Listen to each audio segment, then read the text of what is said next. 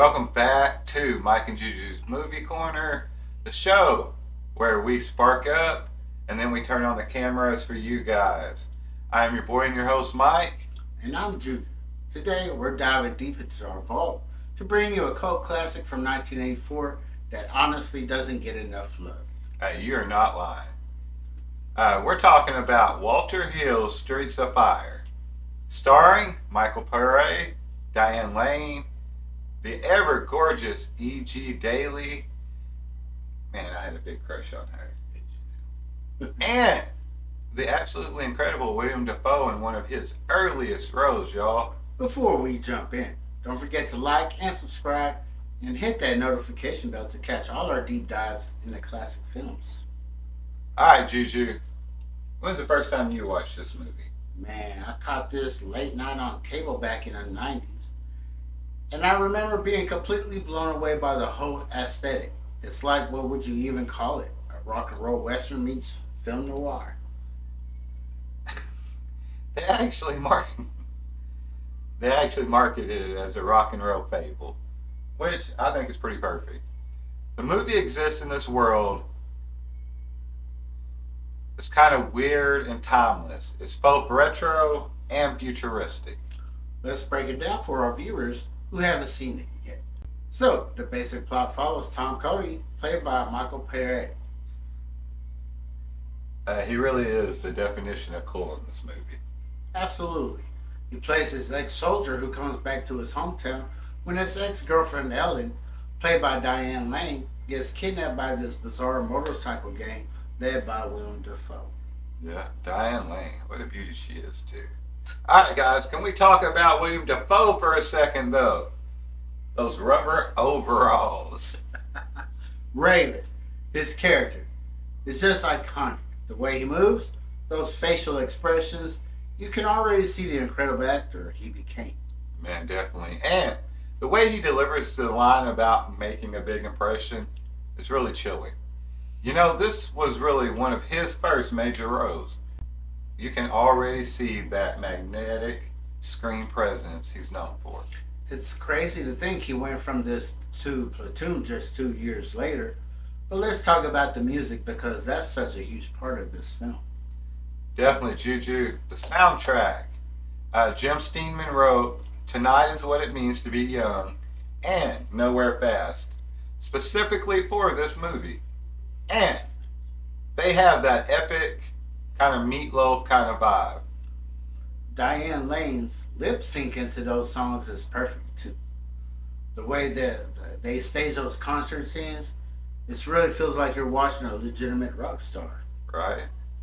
What I really love about it is how it combines all these different genres. I mean, you've got the Western elements with Tom as this lone gunslinger coming back into town. You've got the musical numbers with her band. And don't forget the whole 50s greaser aesthetic mixed with this sort of dystopian future vibe. Like, they're driving these classic cars, but everything's lit with neon, and there's this perpetual night feeling.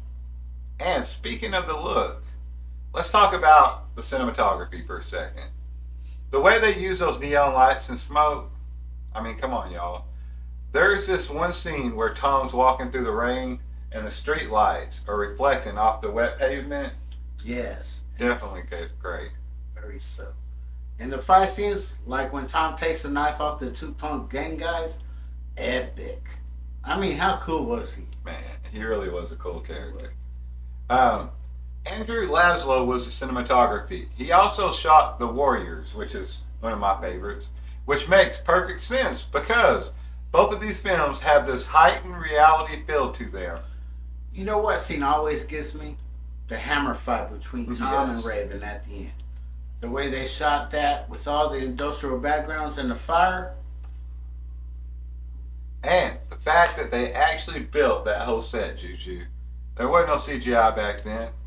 That was all practical effects with real fire. And I mean, you really just don't see that kind of practical filmmaking anymore. Alright, guys. With that note, we are going to take a quick commercial break. And we will see you in a second. Looking for a place to kick back? Enjoying some real conversations? Well, welcome to Mike and Juju Smoke Room, where we like to keep it real. We're breaking stigmas here, while building a community. one episode or live at a time.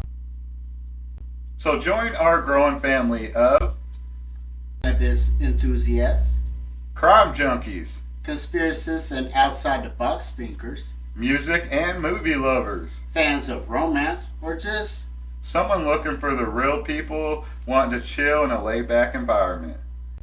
Hey, this is your community, guys, at the Smoker in 420, the most lit YouTube handle out there. So whether you're here to learn, laugh, or just vibe out, you found your spot, guys. Mike and Juju Smoker Room. New content dropping weekly. Live shows 3 times a week, Tuesday, Thursday, and Sundays at 9 p.m. And we are back, guys. Welcome back to Mike and Juju's Movie Corner. Before the break, we were talking about the incredible production design in Streets of Fire, Juju. The designer, John Vallone, actually created this whole fictional downtown area. It's got bits of Chicago, bits of New York, but its own unique place. I mean, definitely.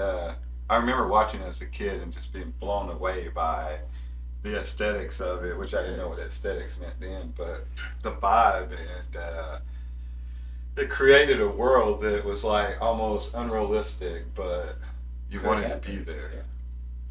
Absolutely. Let's talk about the costumes for a second. There were some really out there costumes. Costume design. Marilyn Vance, she did all the costumes. And she really managed to create this timeless look that somehow combined rockabilly, punk, I guess new wave. We should probably address some of the criticism the movie got when it was released. Yeah, it definitely wasn't a box office hit, y'all. I think part of the problem was the marketing in this one. I mean, how do you sell a movie that's part musical, part action, part western, and part noir? Right. Some critics at the time said it was style over substance, but I think they missed the point. They definitely did. The style is the substance. It's a fable, like they said in the marketing. Exactly, Juju. It's not trying to be realistic. It's trying to capture the feeling of those old rock and roll songs about hot cars, dangerous nights, and lost love, guys. You know what else is interesting? The influence this movie had on later films. You can see bits of his DNA and everything from The Warriors to Drive. Definitely. Nicholas Winding actually cited Streets of Fire as a major influence. You can really see it too in his neon-noir aesthetics and the whole mysterious driver character. And let's talk about Rick Moranis as Billy Fish. Talk about playing against type. He brings such great energy to this movie. I mean, the way he's always trying to manage everything, always talking about money and contracts. He's like this whole 50s music manager dropped into this dystopian world, you know? And his chemistry with Amy Madigan's character McCoy. Their bickering provides some great comic relief. Hey, I'm glad you brought her up. Speaking of McCoy, can we talk about how ahead of its time this movie was with her character? I mean, she's this tough ex-soldier who can handle herself in any fight, and nobody in the movie makes a big deal about it at all. I mean, it's perfect. That's such a good point. She's just naturally integrated into the story, no special explanation needed, and Amy Madigan absolutely kills it in this role. She really does. I mean, there wasn't a lot of female roles like hers. And if it was like, oh wow, she's a girl and she can do this. I mean, she just was in this movie. Let's talk about the ending for a second. It was really bittersweet. Even though Tom and Ellen don't end up together, it kind of feels right for the story still. It's like the movie saying sometimes the hero doesn't get the girl. And that's okay. They're both better for having gone through this adventure. That's right, guys. We learn. Before we wrap up, let's give it our ratings. You want to go first? I'm giving a solid 10 for this. It's not perfect, but it's perfectly to me, if that makes sense. The ambition, the style, the music, it all comes together to create something unique. Definitely, Juju. I'm right there with you, but I'm gonna give it a 9 out of 10. It's really a movie that created its own genre, and it deserves way more recognition than it gets, guys. Plus, I think it aged pretty well. The practical effects, the set design, I mean, they still look amazing today. Absolutely. Well, that's our deep dive into Streets of Fire. If you haven't seen it, you absolutely need to check it out. That's right, guys. And if you have seen it, watch it again. Trust me, guys, you're going to notice something different every time you watch this movie. That's all for the episode of Mike and Juju's Movie Corner. Don't forget to like, subscribe, and leave us a comment telling us your thoughts on this movie, Streets of Fire.